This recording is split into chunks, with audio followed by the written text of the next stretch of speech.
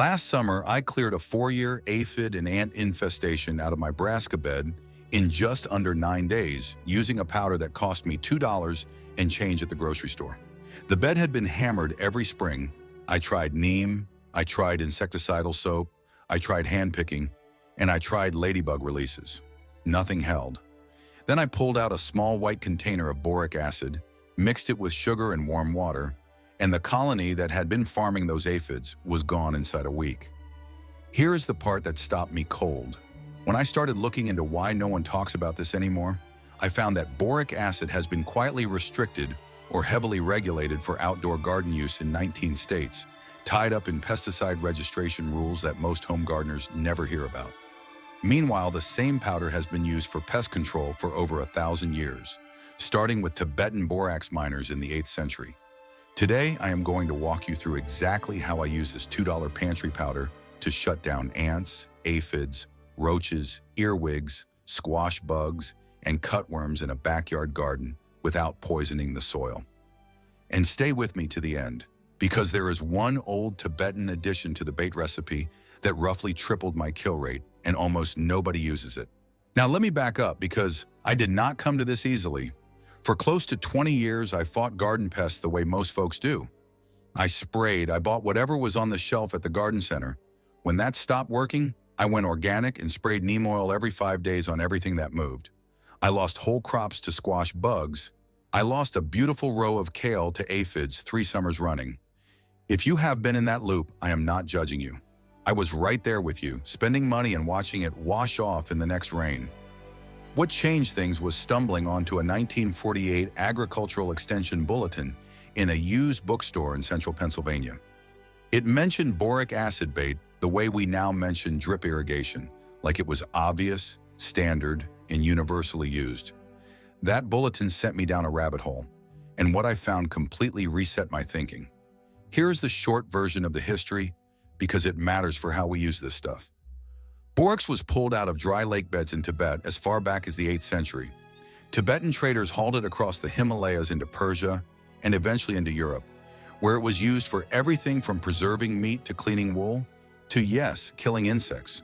By the 1800s, borax deposits were being mined in Death Valley, California, and refined into boric acid, a whiter, finer, more concentrated powder.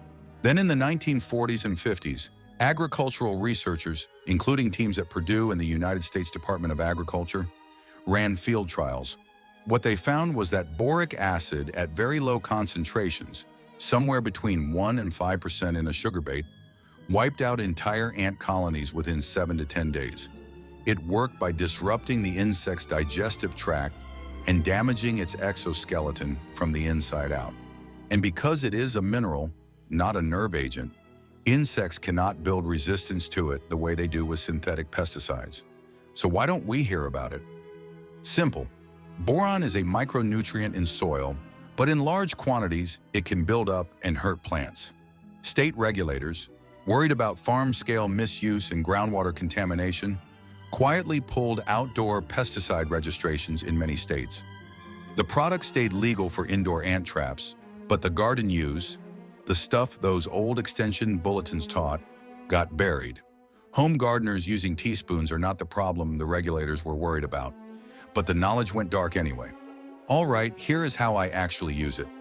The first thing you need to understand is that there are 2 powders people confuse, and getting this wrong will cost you results. Borax is sodium tetraborate, the laundry aisle product in the green and white box. Boric acid is the refined version, a finer, purer powder sold for roach and ant control in hardware stores and online. For garden pest work, you want boric acid, not borax. A 1-pound container runs about $2 and will last you 3 full seasons in a backyard garden.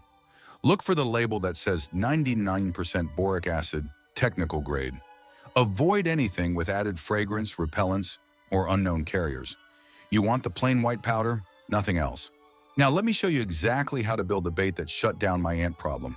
This is the sugar water method, and it is the single most effective use of boric acid for outdoor gardening. The reason it works comes down to ant biology. Ants farm aphids, they move them around, protect them from ladybugs, and drink the sugary honeydew the aphids secrete. If you kill only the aphids you see, the ants will import more the next day. You have to take out the colony. Here's the exact recipe I use. 1 cup of warm water, 3 tablespoons of white sugar dissolved completely, 1 teaspoon of boric acid powder stirred in until it disappears. That is it. That is a 1% solution, which is low enough that worker ants carry it back to the nest before they run away die, and that is what takes the queen down. Soak cotton balls in the mixture. Place them in small, shallow lids like the caps off a peanut butter jar. Set those lids on the soil near the ant trail, tucked under a rock or a piece of wood so rain does not dilute them, and so kids and pets leave them alone. You will want 3 to 4 stations per raised bed. Within about 48 hours, you will see a wild surge of ant activity at the stations. That is not bad news. That is the signal that it is working. They are hauling it home. By day 7 to 9, the trails will be empty, and the aphids, without their protectors, collapse under natural predator pressure. Next comes the dusting technique, and this one is for direct contact with soft-bodied pests. For squash bugs, cucumber beetles, earwigs, and cutworms hiding at the base of plants, I use the dry powder. Take about a 1/4 teaspoon of boric acid and dust it lightly around the base of the plant stem. Never on the leaves and never near flowers where pollinators forage. A small plastic squeeze bottle with a narrow tip, the kind chefs use for sauces, makes this easy. The powder sticks to insect exoskeletons and disrupts their outer waxy layer, causing them to dehydrate over 24 to 72 hours. The conventional approach is to spray a broad-spectrum insecticide that kills pollinators, predators, and soil life alongside your target. The suppressed approach is precision placement of a targeted mineral where pollinators do not go. Huge difference in what your garden looks like after. Reapply after heavy rain because water dilutes and disperses the powder. In a typical Pennsylvania summer, I dust maybe 4 or 5 times the entire season. Now, before I walk you through the rest, I want to stop for just a second. What I am showing you today is one piece of something bigger. I put everything I have learned over the last 30 years of backyard growing into a book called The 30-Day Maximum Yield Protocol. It is 115 pages covering soil biology, strategic pruning, companion planting systems, succession schedules, and the actual science behind why each method works. Folks have used it to roughly double their harvest out of the same square footage. No new beds, no fancy gear. If that sounds like what you are after, scan the QR code on the screen or click the link in the description below. It is $17 and I genuinely think it will change what your garden does next season. All right, let's keep going. The third method I want to walk you through is the perimeter barrier, and this is how you stop invasions before they start. Around the outside of each raised bed, I lay a thin, dry line of boric acid powder, about 1/8 of an inch wide and maybe 2 inches in from the wood frame. This creates a mineral barrier that ants, slugs, and earwigs won't cross once they have had contact. 1 pound of boric acid will lay a perimeter around roughly 408 raised beds. The reason this works, and the reason old gardeners swore by it, is that insects have to physically cross that line to reach your plants. They pick up the powder on their legs and bodies, and they are done. You want this line dry, so apply it on a sunny morning and reapply after any rain over a 1/4 inch. If you are in the warmer zones, say 7 through 10, where ant pressure is extreme and active year-round, reapply every 3 to 4 weeks during the growing season. In cooler zones 3 through 6, 1 application in spring and 1 in midsummer is usually enough. The fourth piece is soil protection, because this is where most folks mess up. Boron is a plant micronutrient. Your vegetables need it, but only in tiny amounts. Too much boron causes yellowing leaves, stunted growth, and in severe cases, plant death. The rule I live by is simple. Never work boric acid into your soil, never. It goes on top, in targeted spots, in baits, or around perimeters. It does not get tilled in.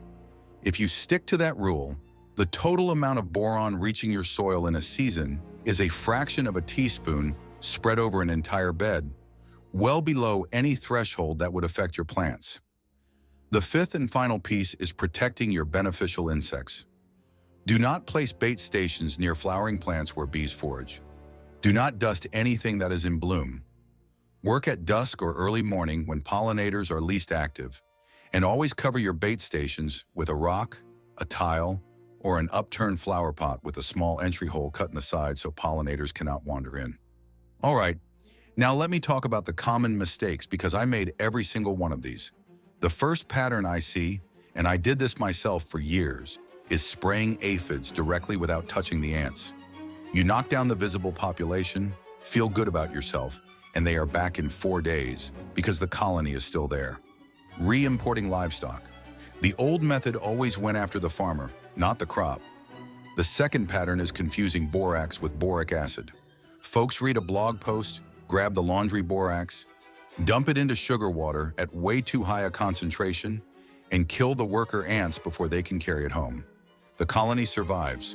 You want slow, not fast. 1%, not 10%. The third pattern is over-application. More is not better. If you dump tablespoons of boric acid around a tomato plant, you will hurt the plant. This was lost knowledge because the old extension bulletins gave exact doses, and when those bulletins went out of print, people guessed. Guessing with minerals ends badly. The fourth pattern is applying during rain or heavy dew. Boric acid needs to stay dry to work as a contact dust and a perimeter barrier. If it is going to rain that afternoon, wait. Work with the weather, not against it. Now here's the bonus tip I promised you at the start. And this is the single piece that took my results from good to almost ridiculous. When I was digging through those old Tibetan borax trade records, I found references to a paste traders used, not just powdered borax in water, but borax mixed with a heavy unrefined cane sugar. In India, they call it jaggery. In North America, the closest easy substitute is blackstrap molasses. Here is what I do now. To my standard bait recipe, 1 cup of warm water, 3 tablespoons of sugar, 1 teaspoon of boric acid. I add 1 tablespoon of blackstrap molasses, stir until dissolved. The reason this works is that ants and roaches are drawn to complex sugars and trace minerals far more strongly than to plain white sugar alone. The molasses makes the bait roughly 3 times more attractive. In side-by-side tests I ran in my own yard, colonies that took 9 or 10 days to collapse on plain sugar bait were done in 5 or 6 days once I added the molasses. Try it. That one change is the difference between a bait station that works and a bait station that empties by sundown. So here's where I want to leave you. Everything I showed you today, the bait, the dust, the perimeter, the molasses trick, is one chapter of how I run my garden now. If you want the full system, the soil biology, the pruning cuts that push yield, the companion planting that keeps pests down to begin with, the succession schedules that keep a bed producing from April through October, all of that is in the 30-day maximum yield protocol. 115 pages, $17, written for folks with existing beds who just want more out of them. Scan the QR code on your screen or click the link in the description below. I wrote it because I wish someone had handed it to me 20 years ago. Last summer, that brassica bed, the one I had been losing every spring for 4 years, gave me the heaviest kale harvest I have ever pulled off a 4 or 8 space. $2 of powder, a cotton ball, and a spoonful of molasses. That is it. Tell me in the comments what pest is giving you the most trouble this season, and I will share what has worked for me. If this story changed the way you look at the pests in your garden, please subscribe and like the channel. We are uncovering the history they tried to bury.